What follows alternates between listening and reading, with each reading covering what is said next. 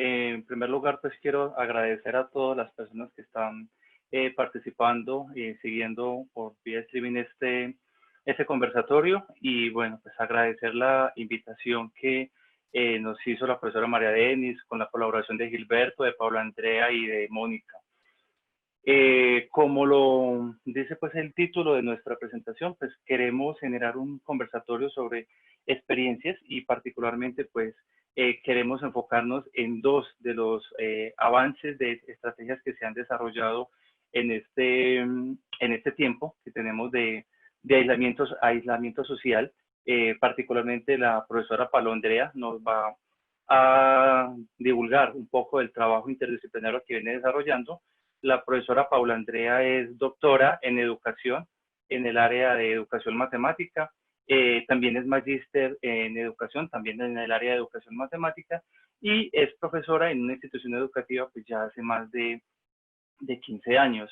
De la mano, digamos, de todos sus estudios y de todos sus trabajos, pues ella ha generado ciertas experiencias de articulación entre diferentes dominios, entre diferentes áreas, y a partir de ello, pues vio en este trabajo una oportunidad, en esa contingencia, una oportunidad para trabajar con otros colegas de la institución educativa, proyectos, digamos, interdisciplinarios donde la matemática cumple pues un rol importante. También nos acompaña la profesora Mónica Marcela Parra. Ella es profesora también de una institución educativa en el municipio de Medellín, también con alrededor de 10 años de experiencia como profesora en esta institución y profesora del área de matemáticas y pedagogía infantil en la Universidad de Antioquia. Nos acompaña también el profesor Gilberto Obando. El profesor es doctor en el área de educación matemática de la Universidad de El Valle. Es profesor de tiempo completo de la Universidad de Antioquia desde ya un poco más de 20 años. Pues su experiencia en la Universidad de Antioquia ha sido en la formación de profesores de matemáticas. Trabaja principalmente con temas que tienen que ver con el pensamiento numérico, con el razonamiento proporcional, y bueno, su experiencia en investigación y en formación de profesores, pues ha, digamos, generado insumos para discutir los aspectos que aquí vamos a presentar y que esperamos pues generar esos espacios de divulgación con ustedes. La profesora María Denis, quien va a ser nuestra moderadora, esperemos que vuelva en un momento y se conecte. Ella es magíster en el área de educación matemática de la Universidad de Antioquia y ha sido profesora en diferentes instituciones, en diferentes contextos, en la educación básica y media en el departamento de Antioquia. Ha acompañado procesos de formación de profesores en la universidad y bueno, con ella hemos, digamos, coordinado toda esta parte para poder orientar este diálogo. Entonces, aprovechando que ya María Denis está nuevamente, le cedo la palabra. Ya hice la presentación en general de las diferentes personas que estamos aquí en el conversatorio, y entonces ya María Denis nos va a explicar un poco cuál va a ser la dinámica de este conversatorio. María Denis. Bueno, muchas gracias. Ahí disculpan, pero un problema técnico, algo pasó con el otro computador. Bueno, entonces la metodología que vamos a seguir para este conversatorio es compartir inicialmente unas experiencias, una curricular y una extracurricular, que han permitido hacer ese acompañamiento a la educación matemática en casa. Vamos a conversar sobre esas experiencias. Luego Gilberto y Johnny van a tratar de argumentar y encontrar esos fundamentos que nos permitan profundizar y ampliar los conceptos que se movilizan a través de estas propuestas y experiencias. Vamos a utilizar unos 15 o 20 minutos también para la conversación con ustedes, los asistentes. Muchas gracias por conectarse. Y nosotros, ¿por qué nos pensamos esto? Nos pensamos esto ante las dificultades y angustias que se han agregado a muchas de las familias, a docentes, estudiantes, padres de familia, en torno a la educación en casa, a la comprensión de algunos conceptos matemáticos y además de la crisis, tener otra angustia. Entonces nosotros empezamos a pensarnos como maestros y a proponer otras alternativas. Y dijimos, bueno, los maestros están pensando diferentes estrategias, cambio de jornada, de horario, de todo, todo ha cambiado. ¿Qué podemos hacer nosotros? Esperamos que sea pues un aporte interesante para docentes, estudiantes y, ¿por qué no?, padres de familia. Paula entonces nos va a contar sobre la experiencia que están desarrollando en la institución educativa Pedro Luis Álvarez y luego conversamos sobre ello. Gracias. Muy bien, muchísimas gracias pues a todos como por este espacio. Algunos de mis compañeros del grupo de investigación pues ya conocen como la experiencia, pero aún así pues quisimos ponerla como en consideración. Como el profe lo decía en la presentación, María Denis también lo acaba de anunciar, es una propuesta curricular, es una propuesta que obviamente se ha adelantado a la luz de pues de pensarse unas dinámicas en nuestro colegio. Es una institución educativa, pública, que hace cubrimiento de grados desde sexto, estudiantes más o menos 10, 11, 12 años, hasta media, que es un nivel pues, de formación, el último nivel de formación escolar en este caso, que es más o menos para estudiantes de 15, 16 años. Yo voy a compartir justamente esa experiencia, no solamente alude al componente de matemáticas o al área de matemáticas, es una estrategia que nos habíamos pensado principalmente en la jornada de la mañana de nuestra institución educativa, que hace cubrimiento desde octavo hasta 11 grados. Entonces, ese es pues como el encuadre, y realmente es pues la primera pregunta que nos surgió cuando en Colombia, más o menos para el 16 de marzo, empezamos como con esta situación, se van los chicos, no, ¿qué vamos a hacer? Entonces, era la pregunta inherente, Dios mío, ¿y ahora qué ocurre? ¿Cómo nos movilizamos? ¿No van a estar 5 semanas? Empieza un proceso pues como de adaptación, e inmediatamente el cuerpo colegiado de maestros lo que dice es, bueno, calma, hay que realizar un trabajo articulado entre familia y escuela. Esto no puede ser solamente desde nuestra lógica, desde nuestras dinámicas, pero entonces, ¿cómo hacerlo? ¿Cómo acompañarlos? ¿Cómo hacer el proceso en casa, pero continuar y que no sea un asunto ni abusivo, ni agresivo, ni tampoco nos desvincule, sino que tenga, en la medida de lo posible, todas las pausas y los ritmos necesarios?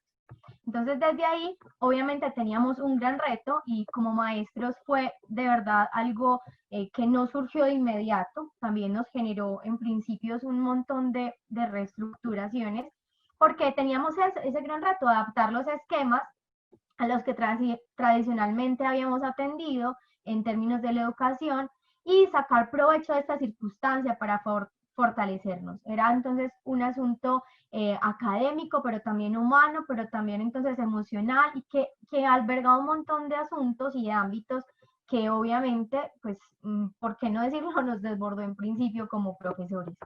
Pensamos entonces en reorganizarnos, y desde allí los profesores de todas las áreas, estoy hablando de un cuerpo colegiado alrededor de 30 maestros, decíamos, bueno, primero hay que organizar las dinámicas familiares. ¿Cómo vamos a hacer? Y el Ministerio de Educación Nacional de nuestro país, pues allí dio algunos, digamos, elementos para reconfigurar estas lógicas. También entonces el trabajo académico en casa, los chicos tenían que reajustar rutinas, los padres, obviamente todos teníamos que hacer reajustes, y también hubo un cambio en las dinámicas formativas.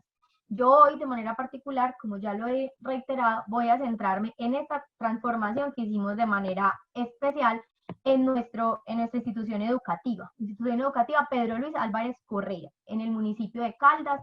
Es una de los sectores o de los municipios del área metropolitana al sur, obviamente del departamento de Antioquia, pero entonces allí, como lo indicaba, los profes nos pensamos este asunto.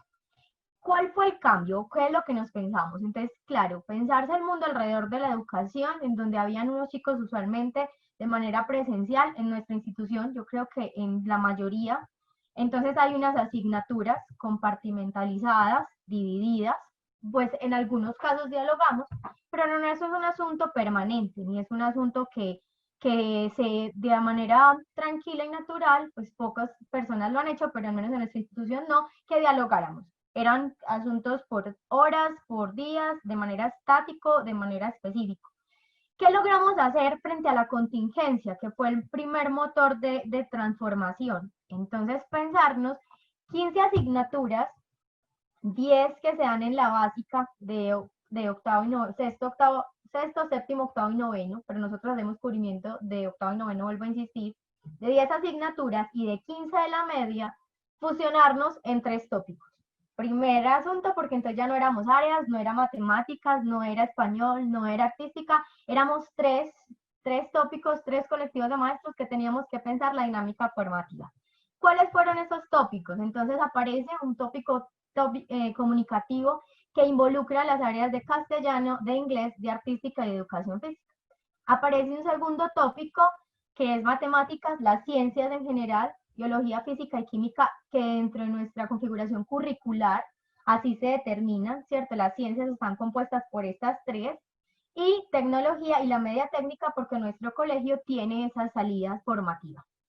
Y el tópico sociohumanista, que hace alusión a sociales, ética, religión, economía y filosofía. Hay que aclarar que hay algunas asignaturas que no se ven, o sea, no se atendían o no se impartían en octavo y noveno. Pero esto ya de alguna forma deja de ser punto referente y de hacer punto diferenciador, sino que los tópicos deben hacer integración de esos procesos y hacer obviamente la formación en términos de algunas competencias que vamos a demarcar.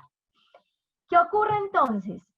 Hay un segundo cambio, pues además de esa dinámica de transformación en el currículo, ya no, los estudiantes no van a estar todas las semanas atendiendo a las 15 o 10 asignaturas, sino que solo van a atender a 3, y ya vamos a explicar cómo. No aparecen, se invisibilizan, por así decirse, del proceso formativo los profesores de cada área, y aparece solo una figura representativa, que es lo que nosotros en Colombia llamamos el director de grupo, o quien está a cargo de los estudiantes.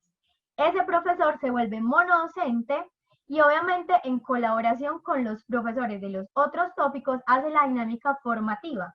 Yo sé que muchos se están preguntando, pero ¿qué es eso? ¿Cómo va a ser Paula, profesora de matemáticas, y su formación allí, enseñando obviamente el tópico comunicativo o enseñando el sociohumanista? Pero es el reto también que la institución se ha pensado y se ha configurado. Y cómo el trabajo colegiado y el trabajo articulado y mancomunado ha suscitado y alivianado esas cargas. No queriendo decir que aunque yo soy la figura ante mi grado 10-2, soy la única que hace pues como presencia plena. Permanentemente los chicos ven en nuestras aulas virtuales a muchos de nosotros mediando ese proceso. Al mismo tiempo, entonces, como lo indicaba, esa figura representativa o ese profesor es el que dinamiza el ciclo de aprendizaje. Un ciclo de aprendizaje, a diferencia de primero que eran 13 semanas en nuestro colegio, pensado de un periodo lectivo, que obviamente en él se tenía cada área de manera diferenciada un proceso evaluativo. Ahora hablamos de ciclos de aprendizaje compuestos aproximadamente por 6 semanas, donde cada 2 semanas, cada tópico realiza su implementación. Nosotros vamos aproximadamente por la tercera semana, cuarta del calendario, porque la primera la trabajamos como adaptación a las plataformas, ya desarrollamos el tópico comunicativo, ya hicimos cierre la semana pasada, y en este ya llevamos pues estos 3 días rodando el tópico técnico-científico. El tópico comunicativo, entonces, lo que alude o lo que intenta y procura es pensarse a través de la lectura, de las imágenes y el texto, desarrollar competencias alrededor de la síntesis, la descripción, el análisis y la interpretación. En el campo técnico-científico o en el tópico técnico-científico, lo que pretendemos es, a la luz de la comprensión y la sistematización de la información, entender las transformaciones tecnológicas y de innovación científica que nos ayudan a hacer lectura contextual. Y obviamente, en términos sociohumanistas, también lo que procuran es entender las causalidades, las relaciones de causalidad de ese sujeto que actúa en un mundo y con otros como pues para su posicionamiento crítico. Fue importante que lo que nos movió como maestros realmente, yo recuerdo ese día en el patio, ojalá hubiésemos como capturado ese momento, pero cuando decíamos como esta crisis, y un compañero dijo, bueno, la crisis como posibilidad, y justamente fue lo que nos motivó como a pensarnos estas dinámicas, ¿cierto? Y desde ahí, entonces, empezar a trascender y a mirar otra apuesta formativa. ¿Cómo lo hacemos? Los lunes, a través de, en principio, pues no teníamos un lugar, no teníamos una plataforma porque somos un colegio público, pero un estudiante de 11, al quien quiero darle las gracias, y ponerlo aquí también en evidencia, fue el que gestionó procesos para tener ahora una plataforma pues obviamente también se liberaron por los asuntos. Muchos de las empresas han hecho pues liberación de licencias, han posibilitado recursos tecnológicos para las instituciones, pero nosotros somos una de las que nos estamos lucrando. Y este estudiante de 11 en particular, con otro profesor, han dinamizado toda la plataforma de la institución y nos han migrado a ella.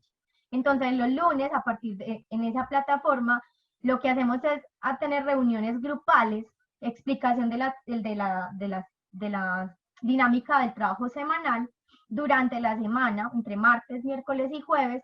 Lo que hacemos es que haya un trabajo autónomo, el director de grupo va y realiza asesorías, mira las valoraciones de los trabajos, hace evoluciones, y los días viernes hacemos cierre. ¿Por qué 2 días de manera sincrónica? Porque también tenemos muchos estudiantes, que ahorita lo vamos a ver en esas limitantes, que también cuentan con dificultad de acceso a este tipo de recursos, que no tenemos computador o que no tenemos entonces internet para poder hacer que el proceso sea permanente. Eso es lo que hemos intentado por el momento. ¿Cómo nos comunicamos? Realmente el WhatsApp, pues en nuestro país no tiene tantas restricciones afortunadamente y ha sido un canal de comunicación permanente para establecerlos con ellos, aunque sean menores. Vía telefónica algunos, porque hay también quienes no encuentran, obviamente no tenemos cómo acceder bajo las redes, y vuelvo, insisto, a través de Teams, que ha sido el recurso tecnológico, pues sin nada de patrocinio, solamente es para precisar qué es lo que nos ha movilizado la experiencia, y a partir de ahí poder tener la sistematización y el canal de comunicación.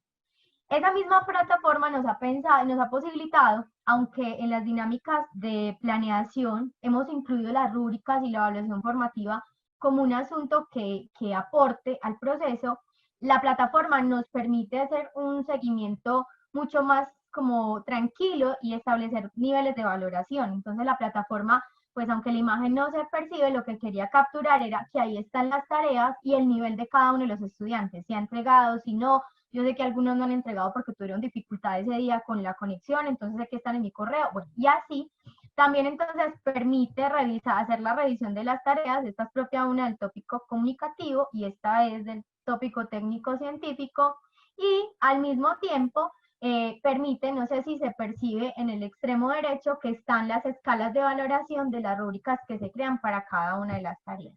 Entonces solamente señalar el nivel de valoración y obviamente empieza a quedar de manera pues muy tranquila y sistematizada la valoración de cada uno de los estudiantes en cada uno de los momentos que se han configurado.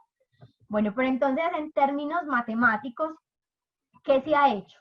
Y aquí es muy difícil hablar de manera específica como área de matemáticas porque realmente representa un colectivo de maestros que tratamos de hacer interdisciplinaridad entre estas áreas que hacen el referente técnico-científico. Entonces, cuando era la tarea como hablar de matemáticas, formación matemática en casa, realmente el colegio la apuesta, sí, claro, seguimos fortaleciendo, pero a la luz de este eje, ¿cierto? Y transversalizando estas áreas. En principio, ¿qué nos hemos pensado? Esta es nuestra guía, la que está en este momento, pues movilizándose. Entonces, los estudiantes deben explorar qué es, trabajamos bajo la propagación de un virus. Entonces, explorar qué es un virus, cómo se propaga, por qué se diferencia de otros microorganismos. Van a ver una película para fortalecer ese asunto y que nos permita reconocer conceptos fundamentales para iniciar un proceso de sistematización. Luego, a la luz de un applet de GeoGebra, lo que estamos tratando de hacer es reconocimiento de modelos, sistematización, propagación, aunque bien el modelo en GeoGebra no ilustra de manera sustancial realmente la propagación del virus, sí permite hacer unas primeras configuraciones frente a la visualización. Y lo que nos permite es llevar esos registros gráficos para luego ser comparados con gráficas reales que las aplicaciones entonces pueden dar, la aplicación como el coronavirus o de nuestro Instituto Nacional de Salud o aplicaciones generales del coronavirus que nos muestren, también nos permitan analizar a la luz de información, por ejemplo, que nos suministra la OMS, la Organización Mundial de la Salud, frente a cómo se comportan las fases de una pandemia. Y así poder hacer inferencias y poder hacer configuraciones frente a matemáticamente cómo analizar esta propagación del virus. Luego también entonces hay unos análisis, como ya los indicaba, de ese tipo de situaciones referidas a un contexto más global. Y por último, pues como una parte del proceso de aprendizaje está también entonces las reflexiones que se aprendió, que se configuró, esas actitudes, esos movimientos que se dieron a la luz de esto, de esta temática en general que se discutió. ¿Cuáles posibilidades hay frente a esta experiencia que estoy presentando? Evidentemente, el diálogo entre disciplinas nos ha hecho fortalecer, pues, como las dinámicas disciplinares, ¿cierto? También, entonces, el rol del profesor acompañante, que aunque no sabe, pues trata de medianamente apropiarse. No quiero decir que llegue a un nivel disciplinar experto, pero al menos como que traslapa esos límites que nosotros mismos nos hemos puesto entre asignaturas.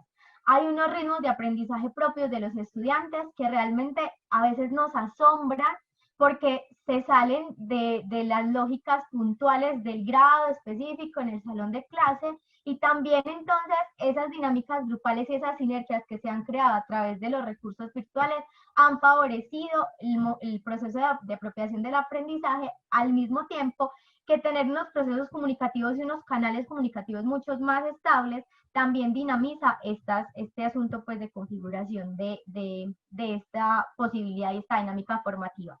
Sin embargo, tenemos grandes limitantes frente a la conectividad de nuestros estudiantes. Nos ha hecho pensarnos y, por ejemplo, en términos del GeoGebra, descargar los pantallazos uno a uno para que ellos puedan en un documento impreso ver el aplicativo. Claro, no es la solución, pero es una manera de medianamente aproximarlos al recurso. También entonces está la falta, claro, lo indicado ahorita, de los saberes disciplinares, nos sigue limitando. La comprensión atomizada del currículo para muchos y yo diría para todos todavía es difícil entender cómo pensarnos la formación en términos de un eje completo de octavo a 11, ¿cierto? No por ciclos como normalmente nos lo exponen los documentos rectores.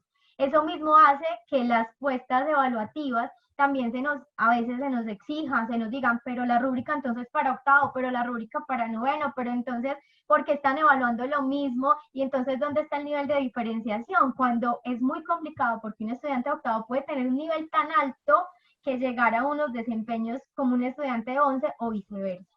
Y por último, es también una limitación y un reto que tenemos muy grande como institución, pensarnos la continuidad de este proceso. ¿Cuántos ciclos? No sabemos. ¿Para cuánto tiempo? Tampoco. ¿Hasta dónde vamos a llegar?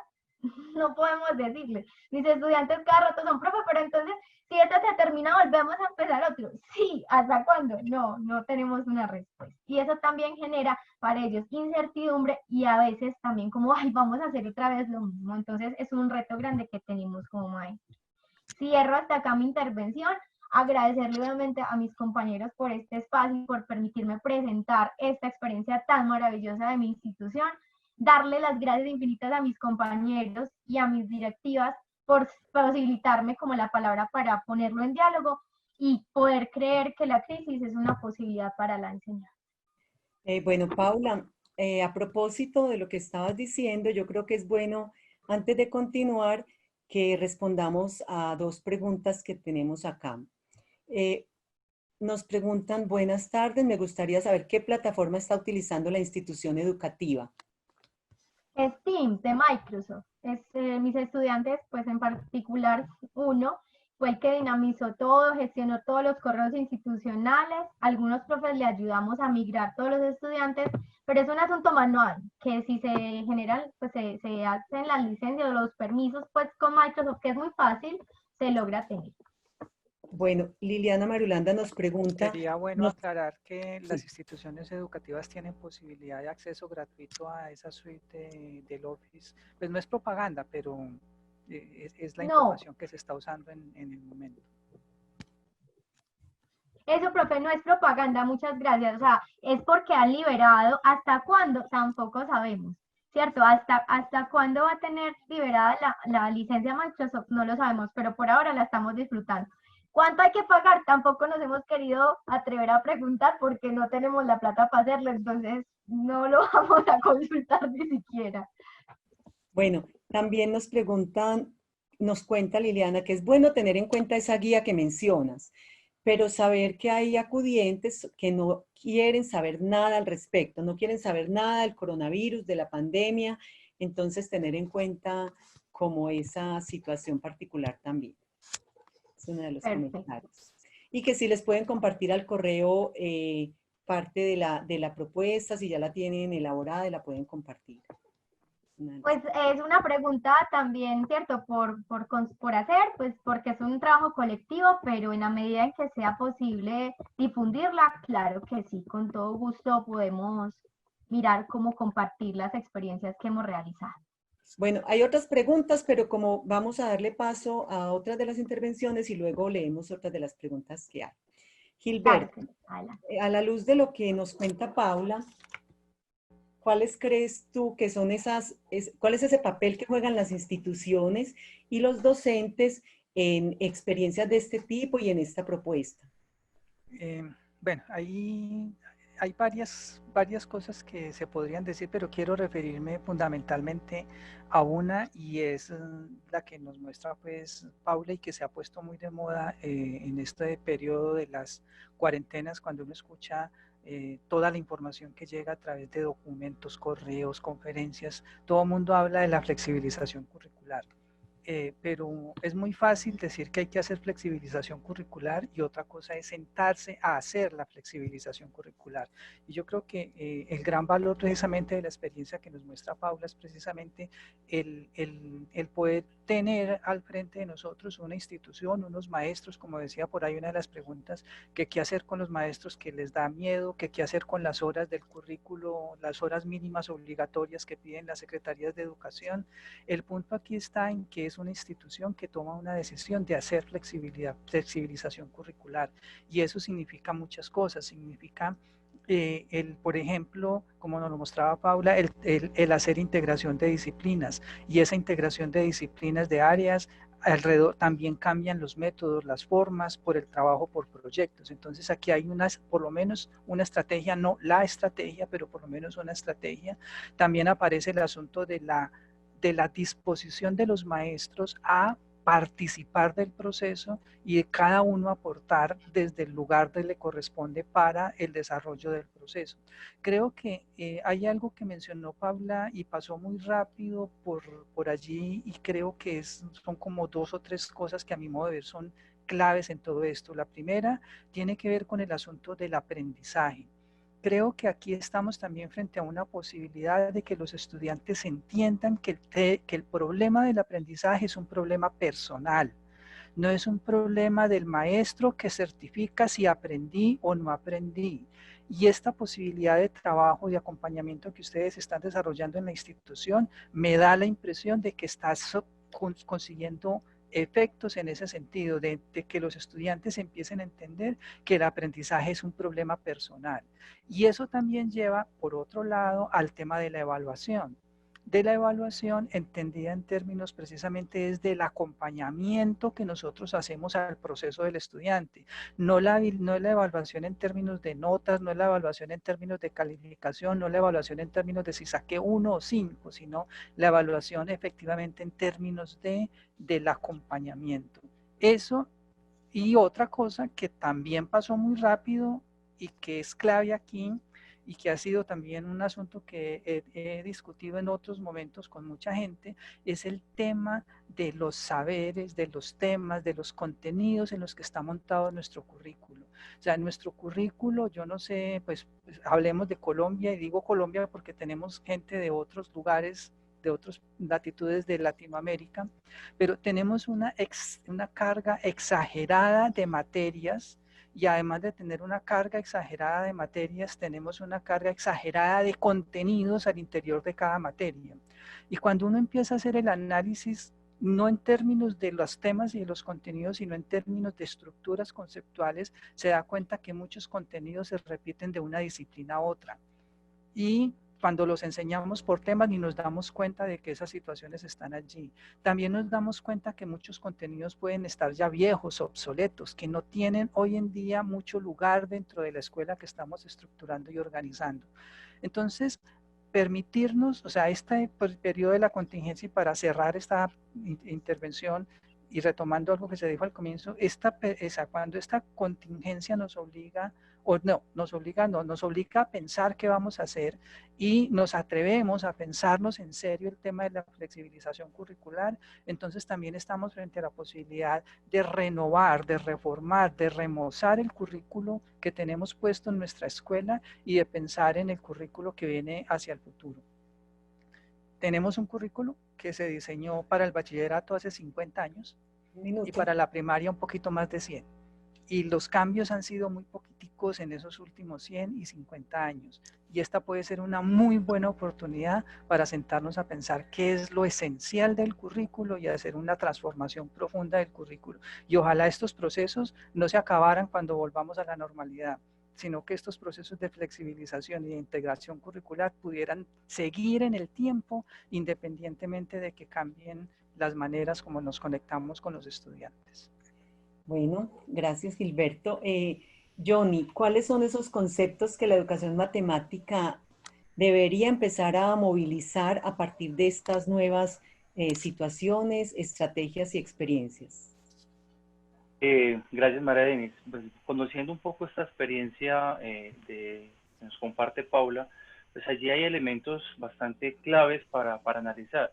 Y pues el primero de ellos son esas nuevas interacciones, esas nuevas formas de relacionamiento de los estudiantes con el conocimiento matemático. Ya Gilberto había señalado que allí el aprendizaje se vuelve como un proceso individual, entonces eso también genera otro tipo de relaciones, repito, entre el estudiante, el conocimiento matemático del estudiante, el profesor, y algo bastante valioso que la literatura pues ya hace un conjunto de años pues ha valorado, y es la colaboración. Trabajar, aquí hay evidentemente un ejercicio bastante sólido y bastante interesante de diseño curricular, de aprovechar, digamos, las condiciones que tienen en el momento, pues para adecuarse a ese tipo de situaciones y generar, digamos, una nueva respuesta a esas necesidades. Allí es la colaboración, evidentemente, es un factor bastante importante para la interdisciplinariedad, para ver cómo se conjugan elementos que son transversales en una y otra disciplina. Entonces, pues en diferentes, digamos, momentos en lo largo de esta pandemia, pues yo he podido ver diferentes propuestas como las que circulan en redes sociales, como Te Ayudo Profe, o como soy profesor de determinado tipo de asignaturas, cómo podría, digamos, apoyar a los estudiantes. Han habido propuestas en las cuales se reconoce la casa como un laboratorio, a veces como una extensión de la escuela, con algunas limitaciones que eso implica, pues la conectividad, la disponibilidad de recursos, de espacio, en tiempo, las condiciones emocionales también que tenemos. Eso dificulta esa estrategia de la casa como una extensión de la escuela o la casa como un laboratorio. Sin embargo, bastante diferente veo en este momento la propuesta de Paula, en tanto que ellos han hecho uso de recursos tecnológicos. Cuando no tienen acceso a esos recursos tecnológicos, entonces buscan, digamos, otras estrategias. Y bueno, evidentemente, pues más adelante discutiremos sobre esas otras limitaciones y cómo ellas nos van a permitir irlas superando, porque una de las cuestiones claves dentro de esta contingencia es lo imprevisto. O sea, en todo momento surgen cosas, entonces nuestra capacidad para improvisar, nuestra capacidad para crear soluciones de un día para otro, pues se ha visto, digamos, aquí a flor de piel. Entonces, creo que frente a ese tipo de cuestiones retomaremos más adelante. Gracias, Johnny. Bueno, Mónica, tú también como profesora, con tu experiencia y con todas las cosas que sabemos que acontecen en la escuela, ¿qué limitaciones crees que podría traer esta propuesta que nos hace Paula? Bueno, muchas gracias a todos los asistentes y a pues, ustedes por aceptar este espacio. Bueno, yo creo que las limitaciones en parte también se van viendo a medida que se va desarrollando pues el proceso, y dado que en este momento pues como profe directamente en el colegio no he realizado, digamos, una situación en aras como de unos núcleos donde nos organicemos, esas limitaciones creo que las pienso como más en términos de supuestos y desde lo que digamos otras experiencias me han permitido como pensar. Creo que por que ver como con ese cambio de mentalidad a nivel formativo, tanto directivos, los la capacidad de movilizarnos, estructura que ya teníamos porque habíamos pensado una idea de terminar un periodo, un año, y en cuestión de unos días nos tocó reestructurar como todo ese asunto. Entonces yo creo que una de las limitaciones podría ser como no tener miedo a ese cambio y a romper esas estructuras en las que los profes a veces nos encasillamos, sobre todo los profes de matemáticas, que normalmente pues son muchos profes de matemáticas, por lo general tenemos el control de la situación en una clase de matemáticas, ¿cierto? Entonces cuando decidimos explicar el caso X, Y de factorización, pues sabemos cuáles son las posibles soluciones, los posibles errores de los chicos, y esta situación nos pone en un camino de incertidumbre total que creo que podría convertirse en una limitación si los profes no movilizamos nuestras estructuras y si los administrativos no movilizan pues esas estructuras. Pero es una limitación que también veo como una posibilidad y como una potencialidad de por fin hacer eso que hace mucho tiempo hemos venido pues como proponiendo, de realmente pensar cuáles son esos aprendizajes, competencias, habilidades, capacidades esenciales que necesitan nuestros estudiantes cuando pasan por la escuela. Entonces creo que de pronto movilizarnos un poco, porque bueno, hace un tiempo leí una investigación donde planteaban que a veces los profes pensamos más en la cantidad de los contenidos que en la calidad del contenido mismo, ¿cierto? Y entonces hacían como un comparativo de los profes que dicen, bueno, yo voy a cumplir el 100% de los temas del currículo. Y entonces en ese reporte decían, bueno, cumplieron el 100% de los temas, pero hubo aprendizaje alrededor de un 20 o 30% de los temas. Y otro grupo de profes que decían, no me interesan cumplir el 100% de los temas del currículo, sino que voy a cumplir el 10, el 15, el 20% de esos temas que están ahí, pero tal vez el aprendizaje sobre ese 10% era de un nivel más alto. Entonces yo creo que es como movilizarnos en esa lógica y en esa rigidez que tenemos también, lo que se puede convertir en una limitación o en una potencialidad si la sabemos cómo orientar. Bueno, Mónica, y aprovechemos para que les cuentes y nos cuentes de esa experiencia extracurricular, de ese apoyo que estás brindando en este momento a muchos estudiantes pequeños y pues estudiantes de primaria y también de bachillerato. Qué rico que nos contaras esa experiencia. Ok. Ya.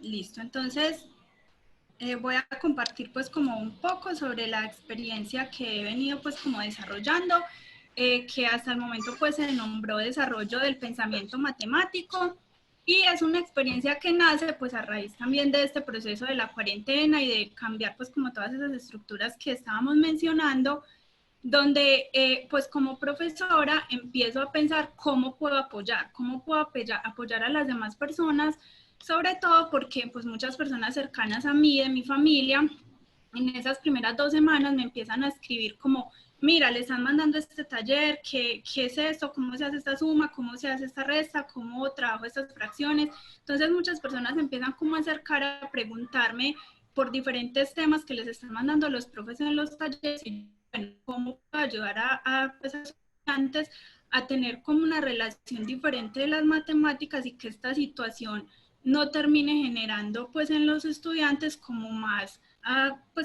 desprecio por las mismas matemáticas. Entonces empiezo a pensar un espacio de encuentro virtual que no está mediado pues por una estructura curricular, sino que es un espacio donde nos podamos encontrar personas de diferentes niveles escolares.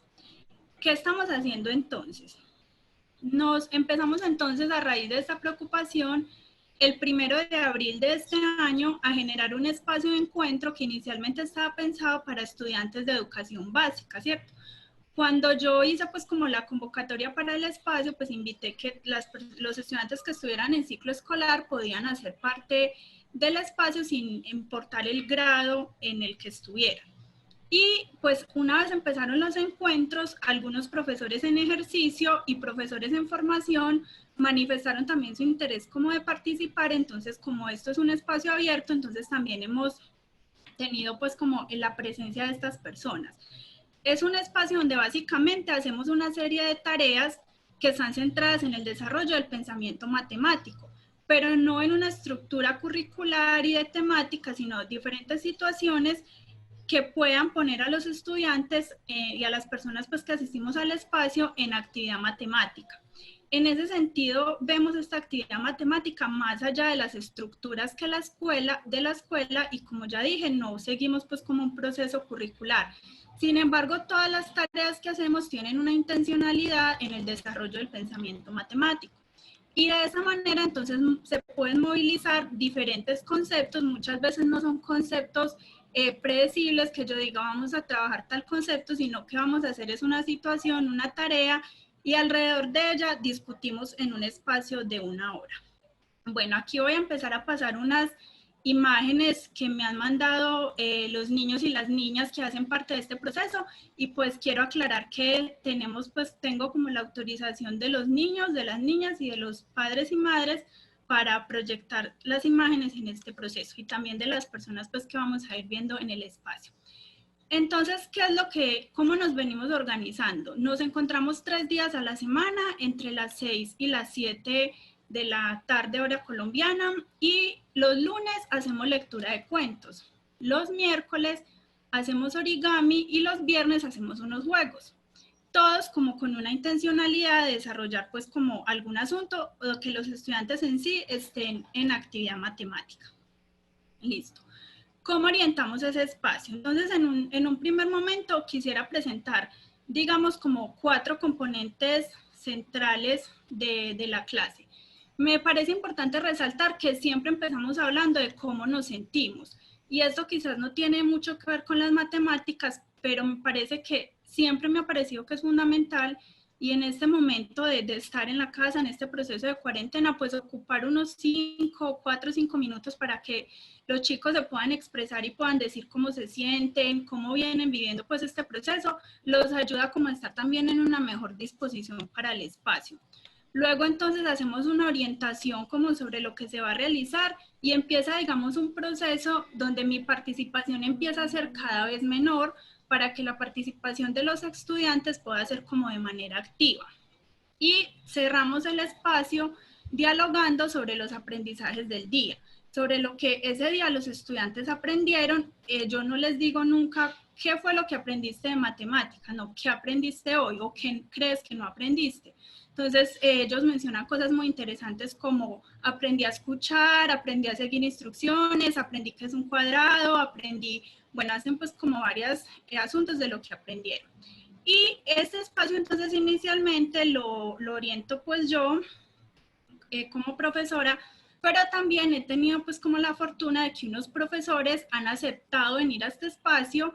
Nos han acompañado también la profe Yadira Mesa y la profesora de Colombia y la profe Yolanda Cerres de Venezuela, que han hecho pues con los estudiantes también un trabajo de lectura de cuentos y resolución de problemas, que fue también como muy interesante para ellos tener como en un espacio 2 profesoras. Eso los hacía sentir como muy importantes en ese proceso. Y hace 4 encuentros viene pasando pues algo muy particular, y es que los estudiantes están orientando el espacio. Resulta que uno de los días, y así pues como de manera muy rápida, una de las integrantes del espacio me dice: profe, no has mandado lo que vamos a hacer hoy, ¿qué tenemos que llevar a la clase? Entonces yo le digo, he estado súper ocupada, no he tenido tiempo, dame media horita y lo mando. Entonces ella me dice: ah, pero si tú quieres, yo les puedo enseñar a hacer una flor, un tulipán en origami. Yo te lo explico antes y yo doy la clase hoy. Entonces, pues a eso me pareció maravilloso y dije, claro. Entonces me reuní con ella 2 horas antes, organizamos, y ella prepara pues esa sesión, ella realiza un tulipán en origami que nos enseña a hacer a todos. Ese día prácticamente yo no pude hablar, la profe no me lo permitía casi, porque ella decía como, tranquila, profe, yo puedo acompañar y yo puedo explicar, y explicaba súper bien. Cuando esa sesión terminó, entonces varios de los niños me empiezan a decir, profe, Juan Pablo dice, profe, yo también puedo explicar área y perímetro. Es que en el colegio me están enseñando área y perímetro, ¿me dejas enseñarles área y perímetro? Claro, Juan Pablo, trabajemos área y perímetro. Entonces con Juan Pablo me reuní también unos días antes, organizamos el espacio que él iba a realizar, y luego entonces Matías y Tomás dicen, queremos hacer un sacapiojos, podemos, ellos son unos chicos que viven en Chile y se conectan pues al espacio. Entonces bueno, ellos realizaron el sacapiojos y ya la próxima semana otros estudiantes van a ir haciendo otras actividades. Eso era algo que yo no tenía contemplado como profe, pero que ni siquiera las temáticas ni la figura que íbamos a realizar, pero que los chicos empiecen a decir, yo quiero hacer parte de ese proceso, pues me parece muy valioso y es algo pues como que hay que rescatar. ¿Qué hacemos además? Entonces, pensando un poco en que esto no se quedara como un proceso en el aire, porque como les decía, la idea es apoyar a las familias y a los estudiantes en ese proceso de la educación matemática en casa, empezamos a pensar un espacio de sistematización de lo que estamos haciendo a través de portafolios y bitácoras. Yo pues me voy a tomar el atrevimiento de 1 minuto y 20 de compartirles esta experiencia del portafolio. Hola, esta es mi bitácora y se les voy a mostrar a todos los que se conectan con mi tía. Esta es mi bitácora y mi portada. Entonces yo escribí bitácora, mi nombre y escribí profesora Mónica Marcela Párez. Y aquí escribí origami, ya los miércoles, origami miércoles, lunes cuentos y viernes juegos.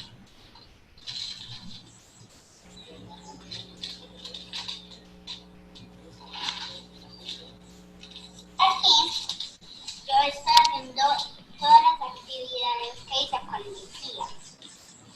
Aquí la de la mariposa, aquí la del juego de dados, aquí la de los cuentos y aquí la de los organizadores en el lápiz. Aquí es un origami que yo me conecté con mi tía Mónica Sola y lo hice. Y aquí otro jueguito de dados que hice. Solo que aquí lo hice así porque como las dados lo hice con los dados, así se la decía diferente. Y bueno, esa es mi bitácora. Chao. Bueno, entonces esa es la bitácora, pues los estudiantes han venido como realizándola y sistematizando pues como ese proceso que estamos haciendo. Bueno, ¿qué transformaciones pues como profe he tenido que realizar? Primero pues el tipo de tareas que he tenido que pensar. Estas tareas yo las he basado, como les decía, en lectura de cuentos, juego y origami, pensando un poco también en la propuesta del Ministerio para la Educación Inicial sobre el juego, el arte y la literatura, ¿cierto? Y entonces como tenemos el chico más pequeño que se conecta tiene 5 años y están pues los estudiantes para futuros profesores, entonces el tipo de tareas me toca estarlas cambiando constantemente para tener pues como esa movilidad y en sí también como las temáticas y la intención de esa tarea. Un tema pues ha sido la plataforma de conectividad. Hemos ensayado muchas plataformas porque la que hemos encontrado pues como donde nos sentimos más cómodos es Zoom, pero entonces que el problema de seguridad, entonces pásese a Meet, pásese a Teams. Hemos ensayado varias y eso también genera pues como unas lógicas en el proceso. Ahorita reestructuramos el número de días porque una vez empezamos como estos procesos en los colegios y que los niños están como tan abrumados de tareas, y yo también como profe, entonces ya nos vamos a empezar a encontrar 2 veces a la semana. Y la modificación o la transformación que para mí ha sido más maravillosa y que yo ni siquiera la había contemplado en este espacio por lo menos, es ese proceso de orientación que les conté por parte de los estudiantes.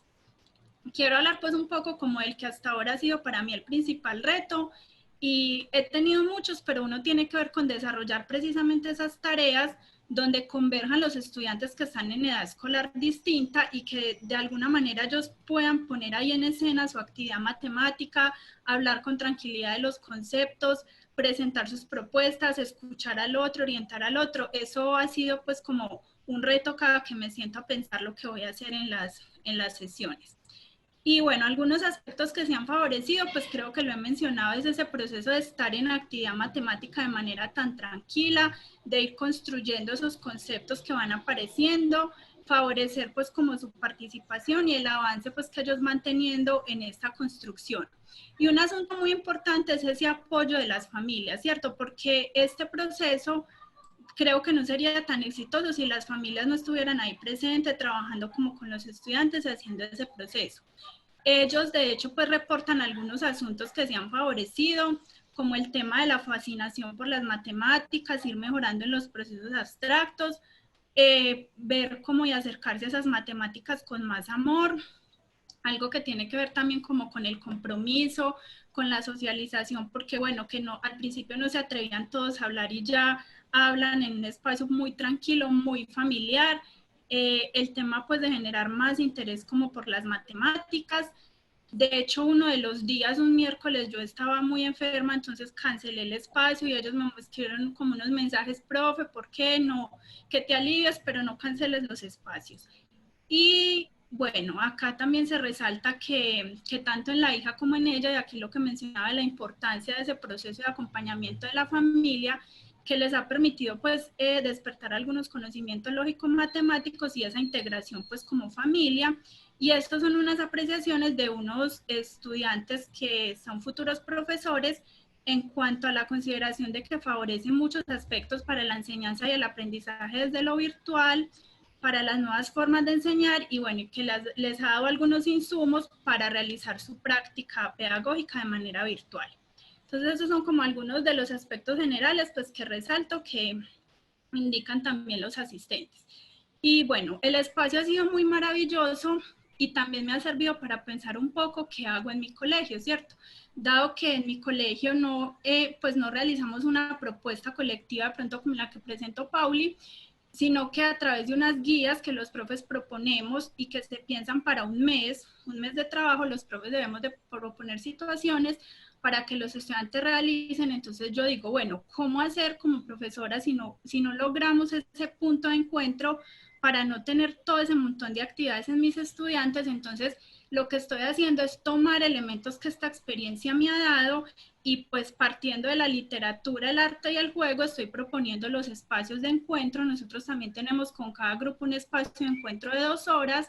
Entonces lo que estoy haciendo en esos espacios de encuentro con ellos, más que decir, bueno, hoy vamos a hablar sobre las fracciones y pasar al tablero, pues como si estuviera en el colegio, la clase aquí a mi casa, ¿no? Entonces como que a raíz de la experiencia, estoy procurando hacer lo mismo con mis estudiantes del colegio desde esos 3 ejes que son propuestos por el ministerio y pues llevamos ya 2 semanas en este proceso y he encontrado pues asuntos también interesantes en el proceso del colegio. Estas son pues algunas de las personas que nos hemos conectado a uno de los encuentros.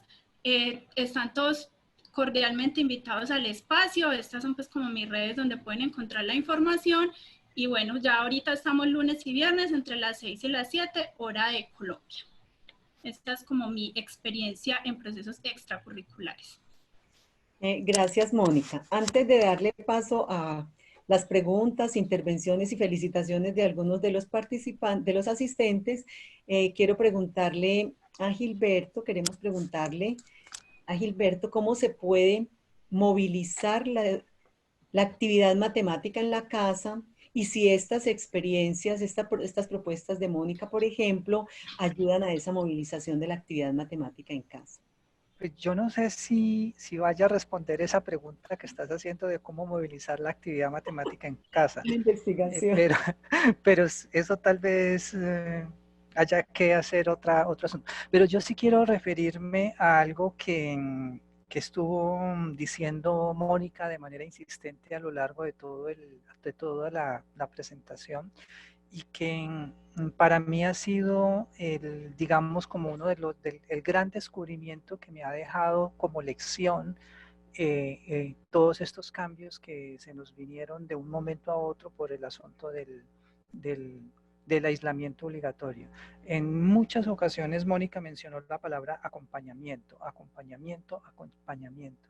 Ese fue esa ha sido una de las palabritas que me ha estado resonando a mí durante estos últimos 2 meses. ¿Por qué? Porque es que a nosotros nos enseñaron en la escuela, bueno, nos enseñaron en la universidad a preparar clases, diseñar unidades didácticas, proyectos, problemas, lo que sea, pero nos enseñaron a preparar las clases. Y cuando fuimos maestros, entonces aprendimos, bueno, y también nos enseñaron sobre evaluación. Creo que ya se ha hablado bastante hoy también sobre la evaluación. Y cuando fuimos maestros, pues nosotros preparábamos las clases, íbamos a la clase con nuestros estudiantes, pero estábamos todos en el mismo lado, todos en el mismo sitio al mismo tiempo.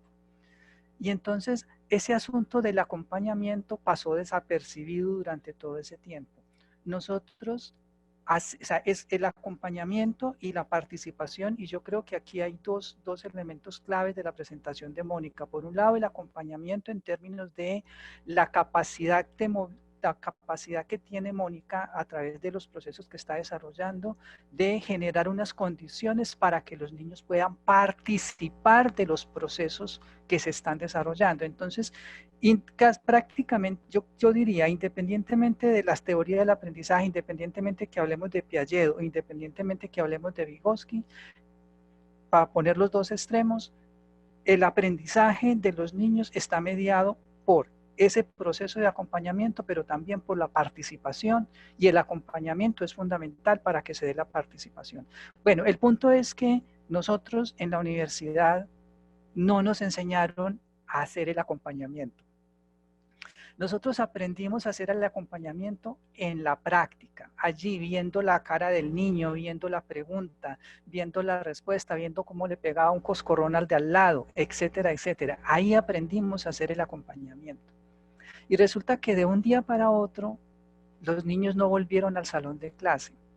Y entonces nosotros nos vimos en el problema de cómo mantenemos la actividad matemática, o sea, cómo generamos participación del niño en el trabajo si ya no lo veo, si no se puede conectar online, porque en muchos lugares, o sea, si bien hay, si yo digo vamos a conectarnos 2 horas, la mitad no se puede conectar, y ya lo dijeron aquí en las preguntas en el chat. Y entonces, ¿qué vamos a hacer con los que no se conectan? Bien, el problema fundamental para mí lo tenemos en este momento ahí. ¿Cómo generamos ese proceso de acompañamiento? Porque nos cambiaron las reglas de juego de un día para otro. Ya no veo a los niños en vivo y en directo, no los tengo en tiempo real. La manera como yo interactúo con los niños, si ellos se pueden conectar online, pues puede ser una interacción en vivo y en directo, pero si no, debo usar el WhatsApp, debo usar el teléfono.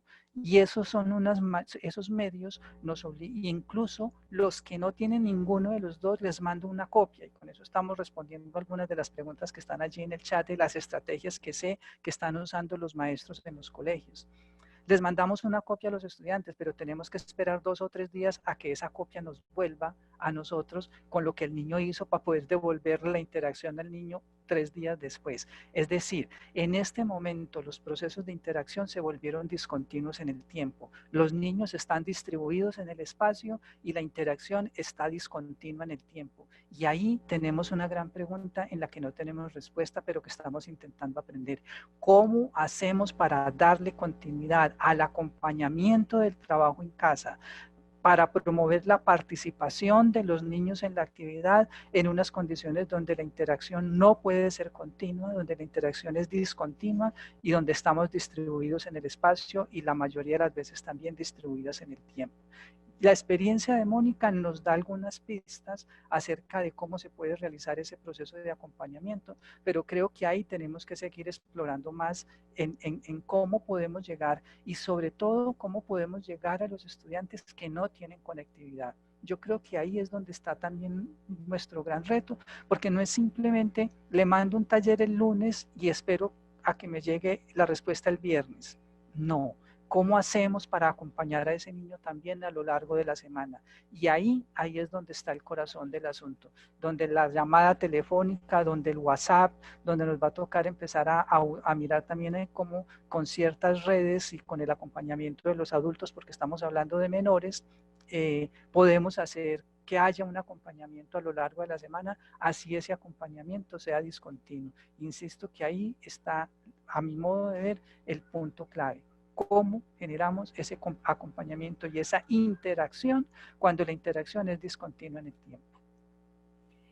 Sí, Gilberto, gracias. De hecho, muchas de las preguntas y observaciones que nos hacen acá en el chat tienen que ver con esto que están haciendo los docentes, más que todo los de primero, los de los grados más de preescolar, primero, segundo, y de aquellas familias que no tienen conectividad o no tienen equipos y les ha tocado buscar pues teléfono, ni siquiera tienen WhatsApp, entonces les ha tocado buscar llamadas, ir incluso a dejarles algunas fotocopias, pues una cantidad de acciones de lo que estabas mencionando que tenemos que seguirlas pensando, ¿cierto? Ahí diste respuesta un poco a esas preguntas que están, algunas de las que están haciendo allí. Bueno, yo, sí. No, de pronto pues como en aras como de lo que se menciona también, creo pues que esta situación claramente demarca la situación de desigualdad que estaba en el país y que no nace por la pandemia, ¿cierto? Que estaba ahí la pandemia, la saca más pues como a la luz. Solo la hizo visible. La hizo visible, pero sí creo que tenemos que también pensar como otras posibilidades y eso también es un reto interesante. Por ejemplo, nosotros con el trabajo del colegio pensar estas guías porque el medio que tienen es físico y que el colegio se las está imprimiendo, también ha sido un asunto de pensarnos esas guías. Por ejemplo, yo he pensado como 3 ejes. La distribución del tiempo, la nutrición y el deporte. Entonces mis guías de matemáticas las estoy enfocando en esos tres componentes. Entonces en la guía ellos no tienen que ir a ver un video, no tienen que ir a un hipervínculo, sino que ahí yo les estoy poniendo asuntos de cómo organizamos el tiempo, cómo nos alimentamos, cómo hacemos actividad física y desde la misma guía también los voy orientando, porque también hay que pensar en esa otra posibilidad de quienes definitivamente ni el recurso de una llamada telefónica pueden tener, pero que pueden ir al colegio a recibir esas guías. Entonces tampoco es como satanizar la guía, porque la guía en sí misma no es mala, el libro tampoco es... Claro que sí. Johnny, a propósito, en la escuela, en la educación matemática, nosotros pensamos en unos procesos que para muchos son muy complejos, como es el tema de la modelación, el razonamiento matemático, la comunicación, y algunos docentes también preguntan cómo movilizar estos procesos y esos otros conceptos si no estamos presencial con nuestros estudiantes todos los días.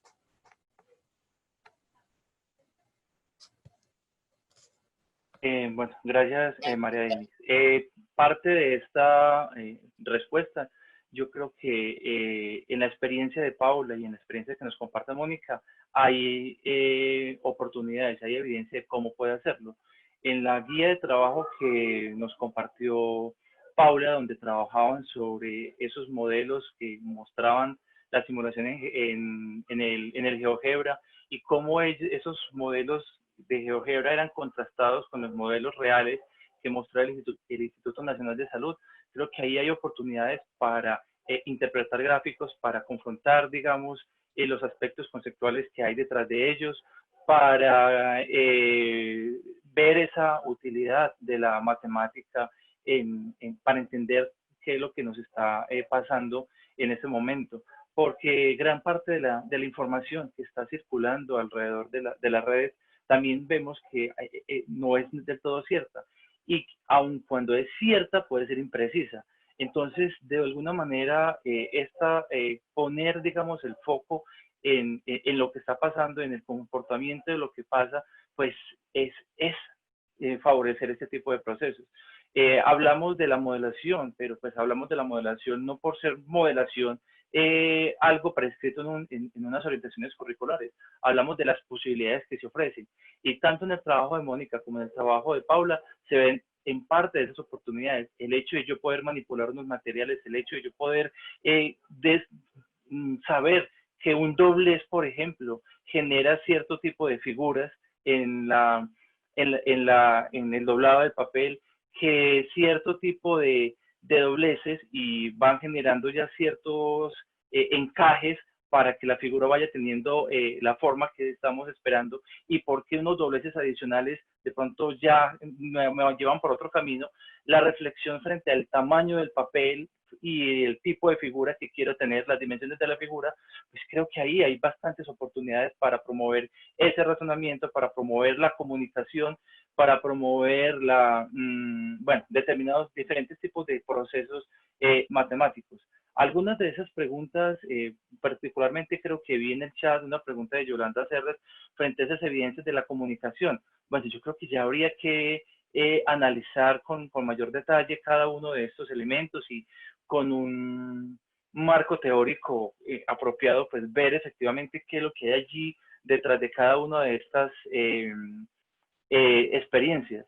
Sin embargo, pues así, por lo que Mónica nos comenta, el hecho de que los estudiantes se quieran empoderar de las sesiones de trabajo, el hecho de que los estudiantes quieran decir, yo quiero explicar esto, el mismo video de la estudiante, de la chica, de la niña Sofía, hablando de su bitácora, de alguna manera pues muestra allí que en este tipo de experiencias hay bastantes oportunidades, y que allí pues también hay una ruptura con ese status quo que a veces, con el que a veces creo que algunas instituciones quisieron empezar en tiempos de este aislamiento social. O sea, ya que no podemos reunirnos, entonces acudamos a la virtualidad para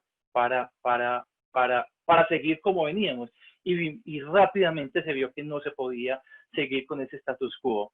Entonces creo que en este tipo de experiencias hay otras formas de hacer, y que tal vez si lo vemos con lentes de qué ofrecen a los estudiantes, vemos que no es un activismo. O sea, no es porque queremos tener entretenidos a los niños mientras esto se soluciona, no.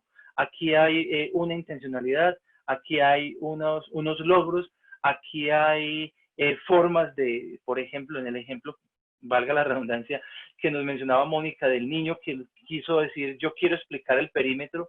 De alguna manera, esto también compromete al estudiante a, yo voy a trabajarlo con mis compañeros, y bueno, ¿cómo lo voy a hacer? Implica una revisión de lo que aprendió en clase y una revisión para proponérselo a sus otros compañeros. Entonces, bueno, allí todas esas cuestiones son comunicaciones, todas esas cuestiones son razonamientos, todas esas formas son trabajar modelos, modelos que no necesariamente son modelos matemáticos, pero que sí tienen mucho que ver con la matemática. Entonces, valoro mucho las dos experiencias, y bueno, veo que gran parte de los comentarios en el chat pues también los valoran y quieren indagar un poco más, e incluso me pareció ver que algunos se quieren vincular con algunas de estas actividades. Entonces creo que es un espacio abierto, y agradezco tanto a Mónica como a Paula por permitir socializarlas en este momento. Claro que sí, qué rico. Sí, bueno, no sé si Gilberto, Paula, Mónica quieren agregar algo más antes de leer algunas de las preguntas, o procedemos a leer las preguntas y ustedes nos van contando. Pues no sé, de pronto como leer las preguntas para darle un poco de participación. Claro O sea, que sí. para no ignorar a nuestros amables escuchas. Sí. Yo había ubicado unas preguntas, pero eran específicas. De pronto puedo ser puntual como en la respuesta, que eran referente como a la situación, pues o a lo que planteé en mi colegio. Y básicamente decían que los profes cuando planeaban, realmente dentro de nuestra jornada laboral se ha modificado, pero tenemos, por ejemplo, respetamos unos horarios de reuniones de los tópicos. Entonces, por ejemplo, ayer estuvimos reunidos de 8 a 10 de la mañana. Y hoy, por ejemplo, como el segundo ciclo lo estamos pensando referente a la revolución económica, los profes de sociales tuvieron que venir a apoyarnos porque estábamos realmente cortos de cómo continuar, y aunque teníamos muchas ideas, los discursos pues disciplinares no nos permitían avanzar, además con la profundidad que requerían obviamente los niveles de 10º y 11º.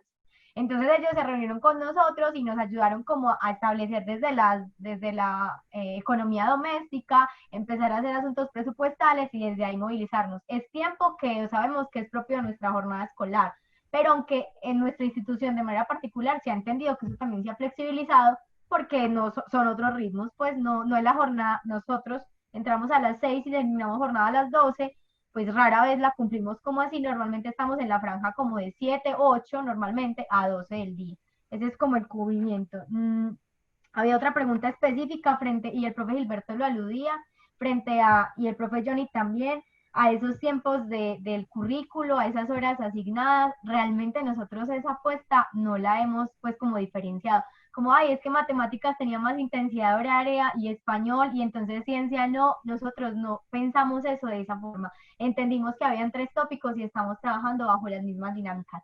Vamos a ver, con el desarrollo de este tópico técnico-científico, si 2 semanas son suficientes, porque si vemos mayor limitante, por ejemplo, para la movilización y el proceso de sistematización, pero requiere otros códigos que de pronto, no queriendo poner en diferenciación, pues como de disciplinar, pero el hecho de que, por ejemplo, los chicos al escribir tuvieran dificultades, pero yo podía acercarme como a ayudar en su redacción, pero muchos profes se sienten supremamente intimidados, no es asunto ni siquiera de capacidad, intimidados frente a, no me aproximo, Pauli, no quiero ayudarles a hacer las gráficas de matemáticas, es que me da miedo que de pronto me equivoque. Entonces, ese asunto también ha hecho otras cuestiones al interior. Creería que esas 2 preguntas ayudan a responder un poco más en esa dinámica. Yo también quisiera plantear un poco sobre algunas preguntas frente a la experiencia pues, que presenté.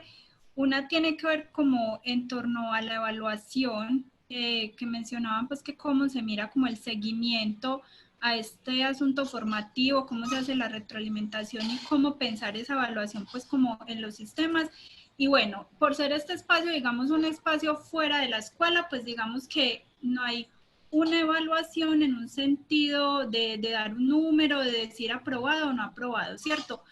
Pero hay evaluación porque considero que evaluar lo que estamos haciendo es un proceso pues fundamental y allí la bitácora y el portafolio ha sido como el insumo para esto. Regularmente procuramos que los estudiantes presenten su bitácora y su portafolio. De hecho, en los primeros espacios yo les decía, bueno, ¿quién quiere presentar el portafolio? Y ellos todavía como muy tímidos, pero poco a poco pues ellos han ido mostrando o me mandan al WhatsApp, profe, mira, este es mi portafolio. Entonces yo les pregunto, ¿qué aprendiste? Ay, y eso sí es un cuadrado, porque le ponen, digamos, hacen un rectángulo, ponen cuadrado, y yo, ese sí es un cuadrado, yo estoy confundida. Bueno, como preguntas así, que a través de la comunicación, pues ellos van evidenciando, y también, digamos, cuando sus compañeros hacen como intervenciones, hay un asunto que a los chicos, pues fue como muy particular, y fue como, estábamos haciendo una vez origami, entonces todos ellos decían, bueno, cojamos la puntica y doblemos por la puntica. Entonces les dije como, y que se llaman vértices. Ponen super más con punticas. Es como si me dijeran, no, vértices porque se llaman así. Y pues superior derecha, y entonces una de las niñas y un niño interrumpen, profe, pero no pues que se llamaban vértices entonces. Entonces digamos que en ese tipo de comentarios uno también se puede ir dando cuenta, bueno, si se están apropiando de los nombres, de los conceptos y cómo va haciendo. Sin embargo, ya pensar como la evaluación en el proceso, pues ya amarrado a una escuela, creo que Pauli lo ha presentado más, y por lo menos en mi experiencia en el colegio lo que hemos hecho es apuntarle como más a las rúbricas que mandamos para que los estudiantes con sus familias respondan, y como finalmente hay que poner un número, pues también ese número es concertado entre las familias y nosotros. No es así pues como automático. Creo que hay un poco hablé sobre la evaluación, los cambios en la comunicación, y bueno, ya lo de las edades, ya lo había dicho, y lo de la plataforma que usamos. Bueno, pero aquí hay muchas preguntas. Hay una particular, quiero empezar por esta. Bueno, Alejandro Sierra, un exalumno de la licenciatura en básica con énfasis en matemáticas, nos pregunta, ¿cuál es el rol del profesor? Siempre hemos tenido el rol de pedagogos, docentes, etcétera. Y ahora yo creo que la pregunta que nos hace la voy a interpretar como si necesitamos también ser psicólogos, en tanto hay muchos niños que se sienten solos y solas y que evidencian que los docentes y compañeros eran las únicas fuentes de contacto humano y que la escuela física era el espacio por excelencia para este proceso, que más que con el fin de aprender, estaban con el fin de socializar. Pues es una pregunta que ahí yo no sé cómo vamos a hacer la reflexión. ¿Quién quiere?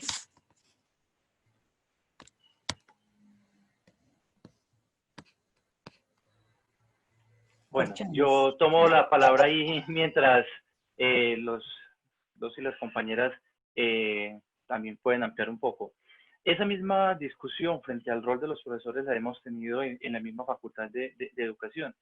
Y si ahora debemos dejar de ser profesores y debemos convertirnos en psicólogos y convertirnos en sociólogos y convertirnos en trabajadores sociales y muchas cuestiones.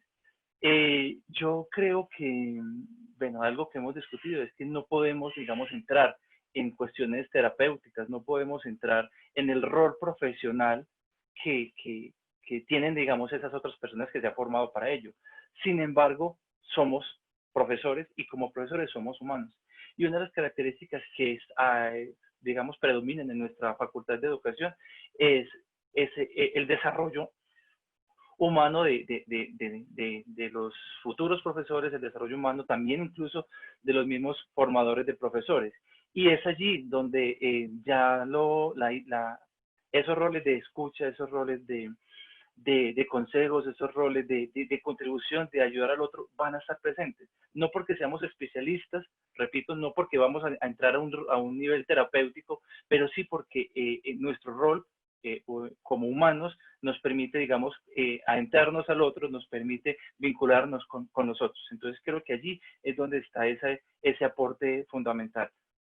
Particularmente, pues conozco parte de estos colegas que no solamente se han vinculado mediante este tipo de estrategias, sino que también han hecho campañas en las mismas instituciones educativas para acompañar a los padres de familias en tiempos de crisis, han hecho reuniones de familias para poder, digamos, también acompañarlos en términos de eso que les está pasando, han movilizado recursos económicos, recolectas para poder apoyarlos. Y creo que más que por ser profesor, por ser sociólogo, por ser trabajador social, es porque somos humanos.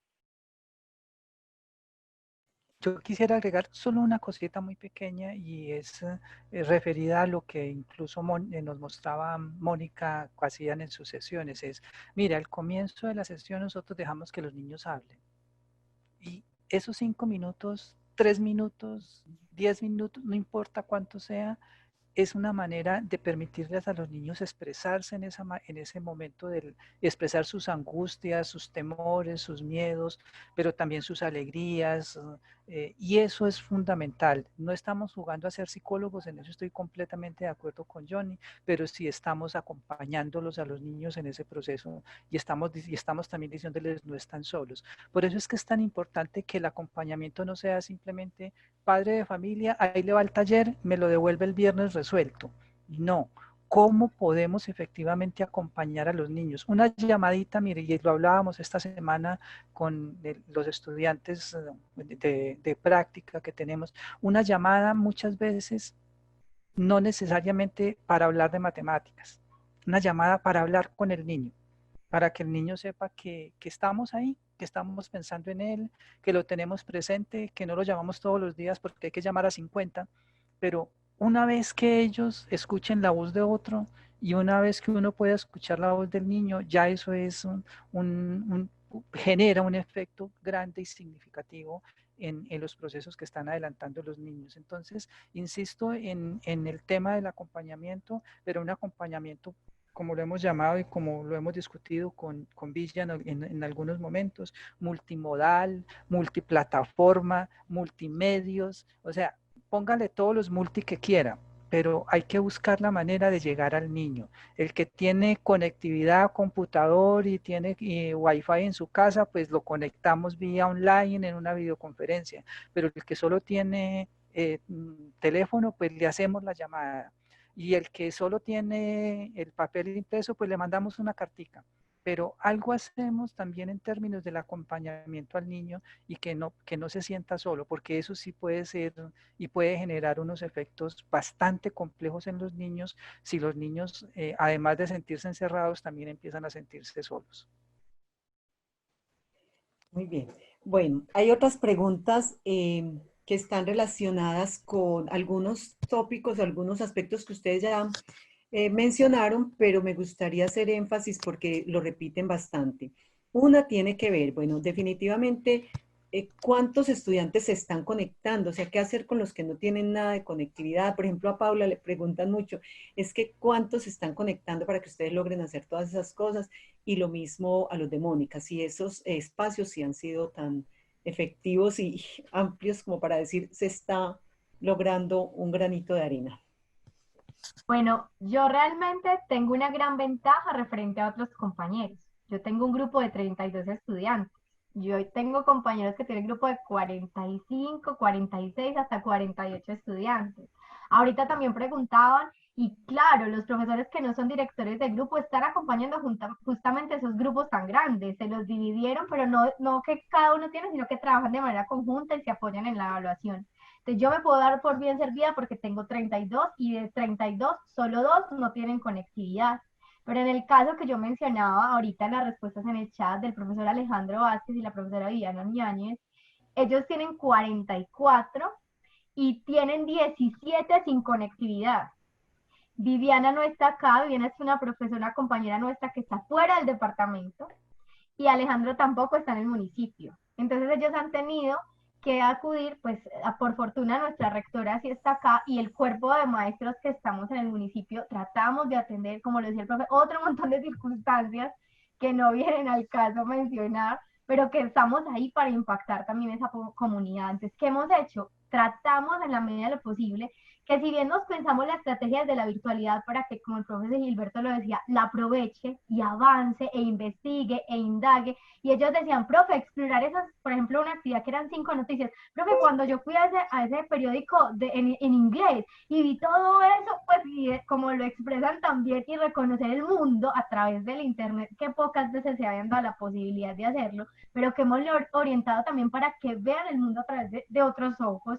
También entonces es, listo, ellos lo tienen, ¿cómo hacer para los que no? Y nos hemos generado también las estrategias, o sea, hemos buscado quienes nos donen, entonces les hemos entregado casi que los kits. Ah, que nos hemos vuelto maternalistas, pues podemos pensarlo, ¿cierto? Pero si tenemos la posibilidad de hacerlo, pues al menos los maestros de mi institución no hemos escatimado en tratar de procurar tener esas alternativas para ellos, porque es que no hay otra forma. O sea, no podemos entregarle papá consiga, papá imprima, papá haga, pues que es que tampoco alcanza para eso, no hay para mercar, pues yo no voy a comprar no voy a imprimir, no hay para mercar, yo no voy a comprar datos, no hay para mercar, no hay para pagar los servicios, pues yo no voy, profesora, entonces que pierda el año. Son respuestas que nos han dado y que también nosotros tenemos que mediar para que eso mitigue las situaciones, porque como lo decía ahorita Mónica y como lo han puesto, claro, es que la crisis estaba, trabajábamos con la crisis, pero cuando estábamos allá adentro era como si estuviéramos blindaditos, de alguna forma, era lo que había, y con eso trabajábamos. Pero hoy no podemos blindar las casas, no hay cómo blindar las casas, es con lo que hay.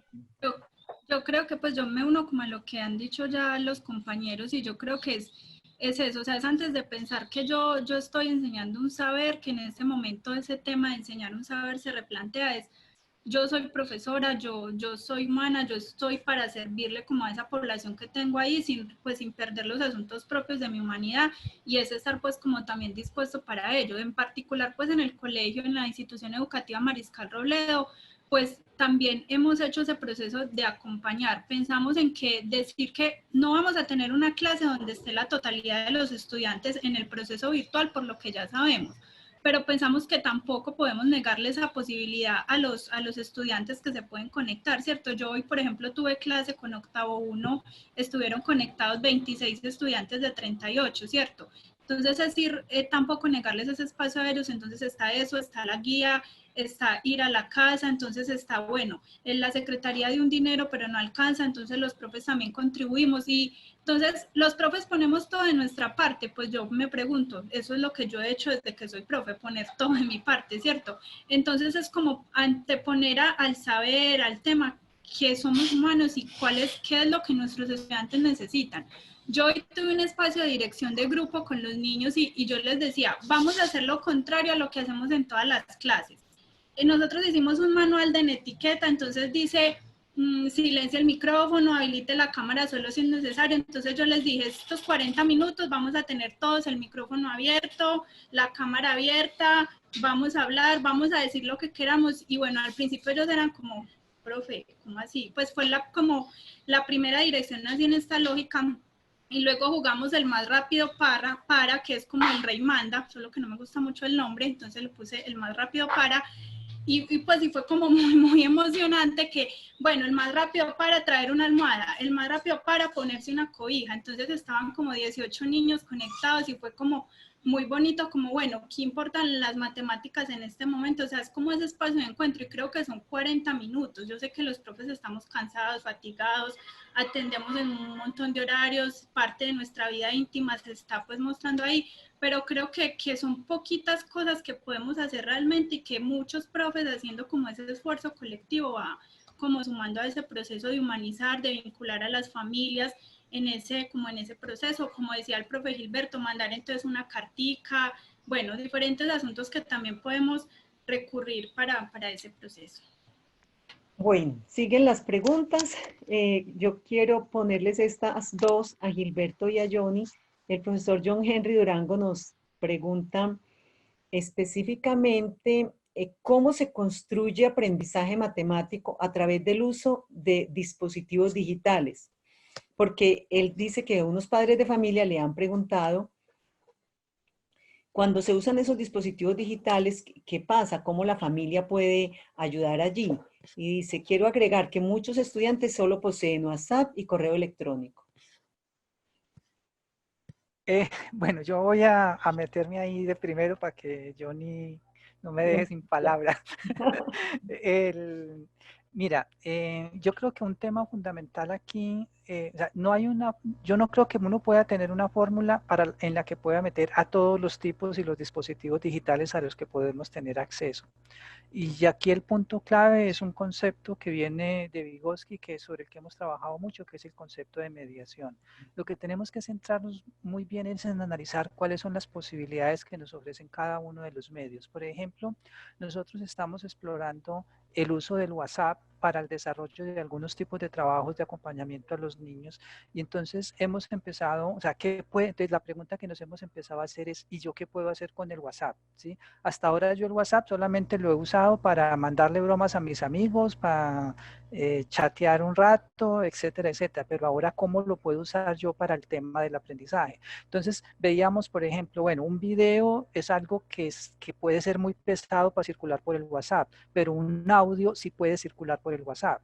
Entonces, yo puedo organizar a lo largo de una mañana un trabajo con los niños alrededor de algún tipo de actividad que vayan a desarrollar de largo, por ejemplo, en estos días hemos estado trabajando a propósito de la temporada de lluvias en una unidad didáctica para que los niños hagan ¿cómo se llama? Un pluviómetro.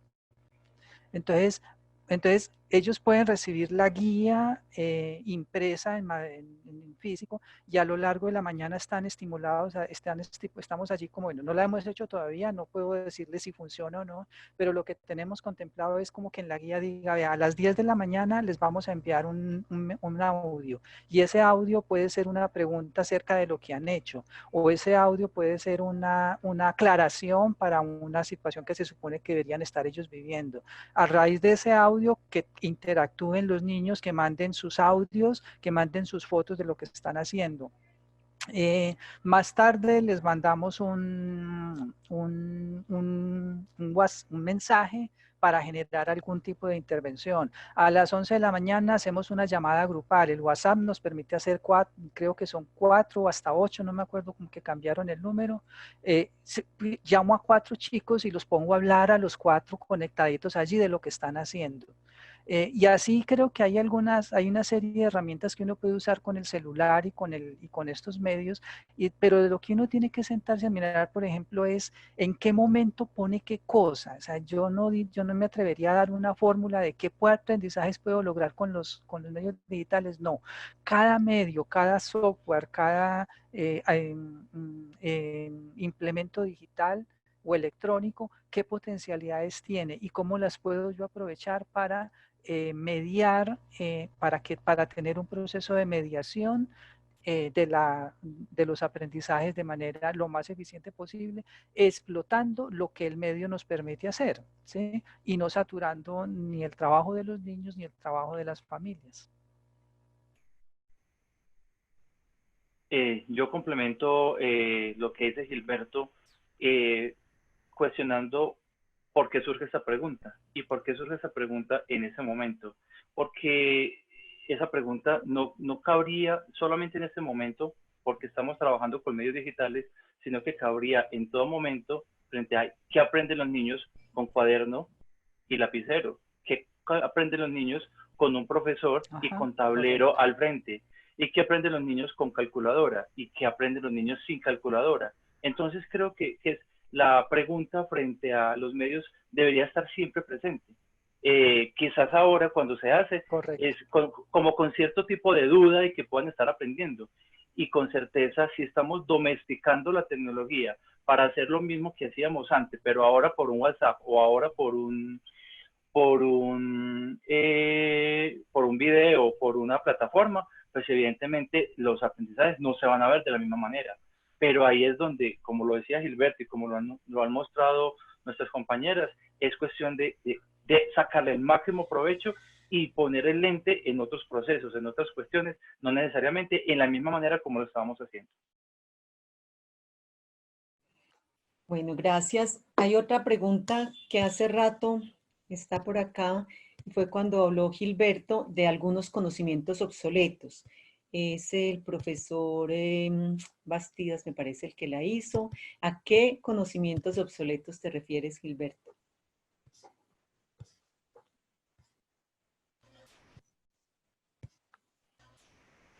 ¿A qué conocimientos obsoletos me refiero? A casi todo lo que tenemos en la escuela. Miren, los contenidos que nosotros tenemos en la escuela, tenemos que aprender a analizarlos en términos de por qué están allí. Y yo me quiero referir fundamentalmente a un segmento de la escolaridad que conozco muy bien, que es el segmento de la educación primaria. En grado primero, grado segundo y grado tercero, prácticamente esos 3 años de los niños se nos van enseñándoles un algoritmo, el algoritmo para sumar, el algoritmo para restar, el algoritmo para multiplicar y el algoritmo para dividir. Son 3 años de la vida de los niños enseñándole 4 algoritmos que hace 100 años, cuando esos algoritmos ingresaban en el currículo, eran fundamentales porque con esos algoritmos eran la manera más eficiente de calcular. Por lo tanto, eran la manera de calcular y eran la manera más eficiente de calcular. Hoy en día tenemos otras maneras de calcular muchísimo más eficientes, como lo acaba de decir Johnny ahorita, con la calculadora. Yo podría resolver el problema de cómo calcular una suma en 5 minutos sin tener que enseñarles nada, sin entregarles una calculadora a los niños y decirles que jueguen. Y ellos en 5 minutos ya saben para qué sirve cada tecla. Y me dedico los siguientes 3 años a enseñarles a sumar, a enseñarles a multiplicar, a desarrollar todo lo que tiene que ver con el pensamiento aditivo y el pensamiento multiplicativo. Y cuando tengan que hacer cálculos, vayan a la calculadora, porque la calculadora es la manera más eficiente de pensar. Y muchos me dirán, pero entonces los estudiantes no van a aprender matemáticas. Y yo les pregunto, ¿qué adulto, cuando está en el supermercado y tiene que decidir entre 2 productos que sean cuál es más barato, cuál es más económico, lo hace, saca una libreta y un lápiz y empieza a hacer las reglas de 3 y las divisiones y las multiplicaciones a mano? Saca una calculadora y hace las cuentas. Entonces, ese es un muy buen ejemplo de un conocimiento obsoleto. Los algoritmos. Esos 4 algoritmos clásicos son un conocimiento obsoleto.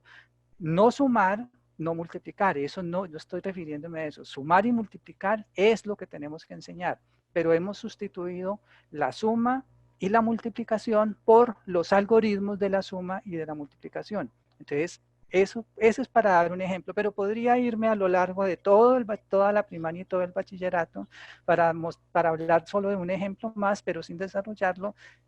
Grado octavo, factorización, el dolor de cabeza de todos los estudiantes del bachillerato. Bueno, dejo allí para mencionar solo un ejemplo. Entre otros, la conversión de unidades. Sí, ahí hay muchas cosas que... funcionar otro montón. Correcto. Bueno, Hay una pregunta también que antes de irnos, porque ya estamos finalizando, bueno, aparte de que hay felicitaciones para las experiencias, para las profesoras, pues, y el trabajo que han desarrollado, las experiencias, el trabajo de Mónica, que facilita el aprendizaje a los más pequeños y a los docentes de primero tener herramientas para abordar muchos de los contenidos. Pero hay una que dice de esta manera, y no recuerdo quién la planteó, el pensamiento matemático es complejo. No, perdón, esta no es esta. El aprendizaje, Gilberto tal vez hizo la afirmación, el aprendizaje es un problema personal. ¿Cómo visualizar esta afirmación en los niños de primaria? ¿Vio? Usted es víctima de sus palabras. Claro, víctima de mis palabras, pero me gusta que haya sido así porque entonces los piqué. Miren, un problema central, a ver, la primer colegio en el que yo trabajé fue en el año 1989. No hagan cuentas de cuántos años tengo. No, pues ¿cómo Por le ocurre favor. decir esto en vivo? Por favor. Pero en ese colegio fue un escenario de grandes aprendizajes en mi vida personal, pero también en mi vida profesional. Y uno de los temas fundamentales que planteaba el rector de ese colegio, que era un tipo de avanzada en términos de la educación, él siempre nos decía, mire, la evaluación, la manera como nosotros desarrollamos la evaluación en el colegio, donde nosotros como profesores calificamos al estudiante si aprendió o no aprendió, está haciendo más mal que bien. O sea, darle un 5, un 4, un 3, un 2 es un mal. ¿Por qué es un mal? Nos decía, porque están haciendo que el problema del aprendizaje quede descargado sobre el profesor. Y el ejemplo clásico es cuando el estudiante dice, perdí su materia. Por su culpa voy a perder el año, perdí su materia, perdí su examen. Los estudiantes, por esa manera como nosotros desarrollamos la evaluación ligada a la calificación, el estudiante no se hace responsable de que el examen es su examen, no es el examen del profesor X, que la materia es su materia, no la materia del profesor X. Para sintetizar, lo que él decía es, el problema del aprendizaje tiene que ser un problema ético. ¿Sí? Es decir, usted aprende si le da la gana aprender. Punto. Es su problema. El aprendizaje es un problema personal. Yo no tengo por qué estar desde afuera diciéndole a usted si usted aprendió o no aprendió. Si usted no aprendió, es su problema.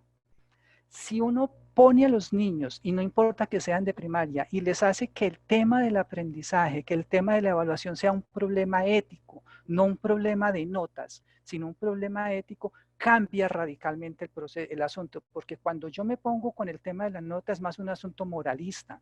En cambio, cuando me pongo con el tema de la ética es un tema personal. ¿Yo aprendí o no aprendí? Y es mi problema, no es el problema del profesor, no es el problema de mi amiguito, es mi problema. Creo que ese punto es algo en lo que tendríamos y que valdría la pena seguir discutiendo fuertemente en nuestras escuelas, de cómo logramos que el tema del aprendizaje sea un problema ético en términos de un problema personal. Es mi problema si aprendo o no aprendo, no del profesor.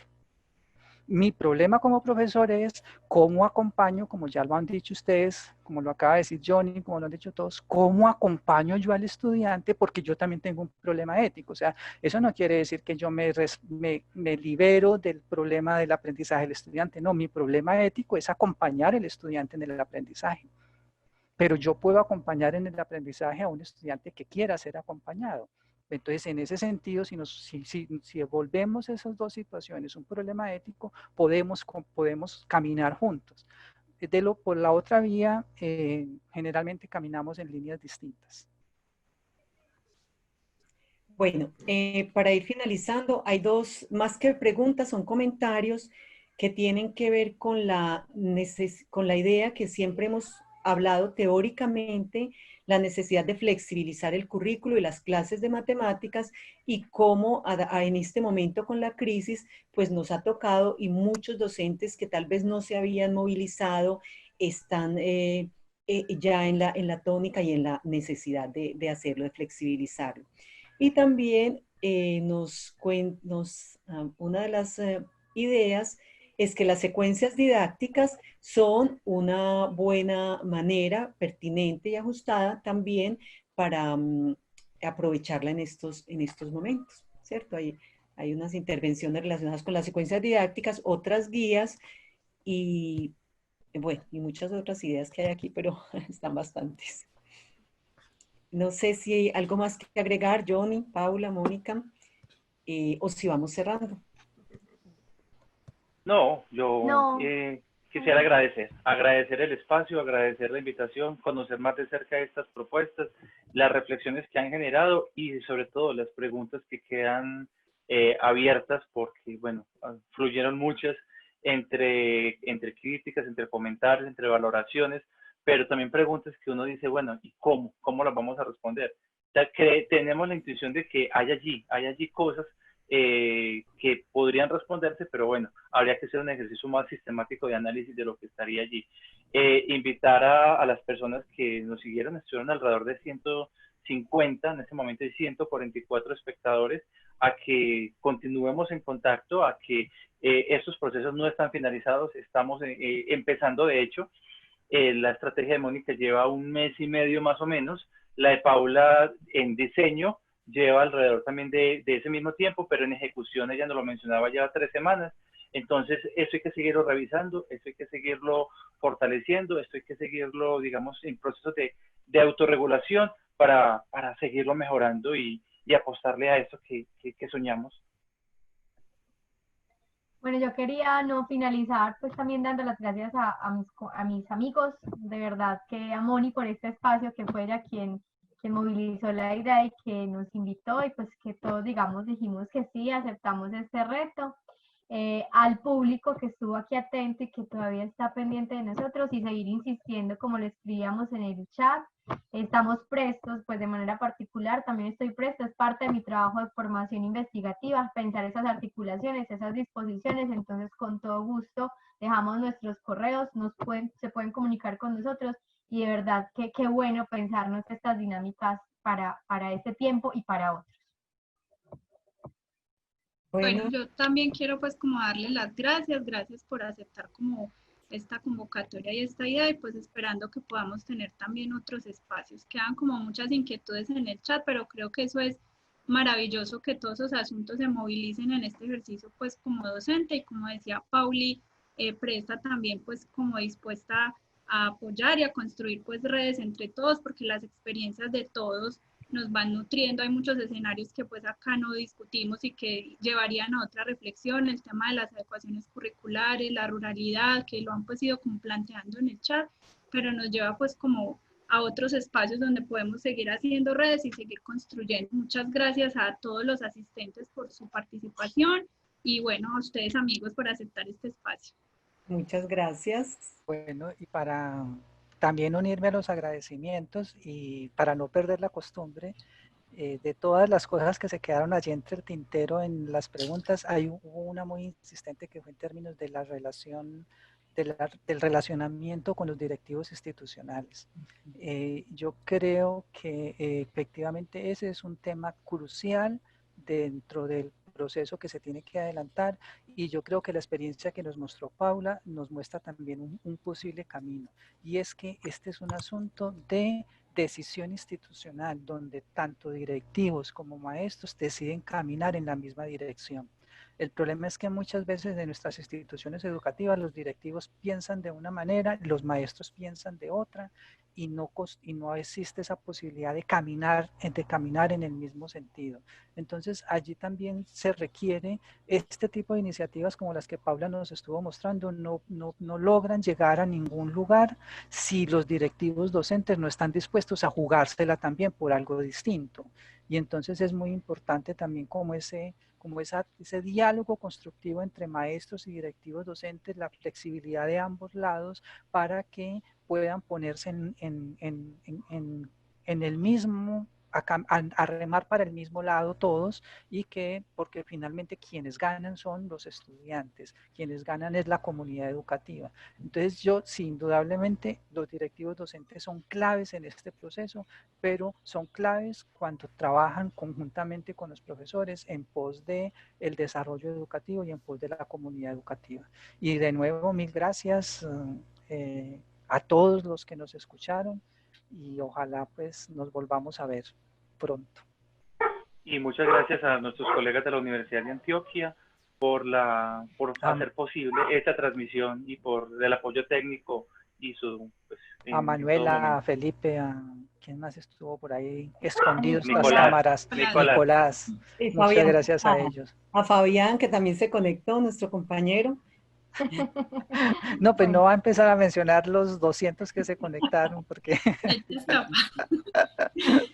Bueno, hasta luego, muchísimas gracias. Bueno, muchas gracias a todos.